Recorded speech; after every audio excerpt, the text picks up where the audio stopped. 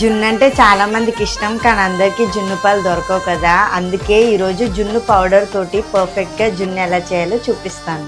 కన్నే కాశ్మీరం నువ్వో వన్నే వసంతం నువ్వో ఏమో నా తీరం నువ్వో తేలేదలా రోజు బజారులో నా లేని సరికొత్త జోరే సరదాలు పంచుతోంది నీ వల్లేగా వెన్నెలా ఎదురు పడిన ప్రతి పడుచు పరిమళం నీదో కాదో తెలియదాకా మనసు విస్మయం కొంచెం బాధ కొంచెం చేదు కొంచెం తీపి కొంచెం గాయం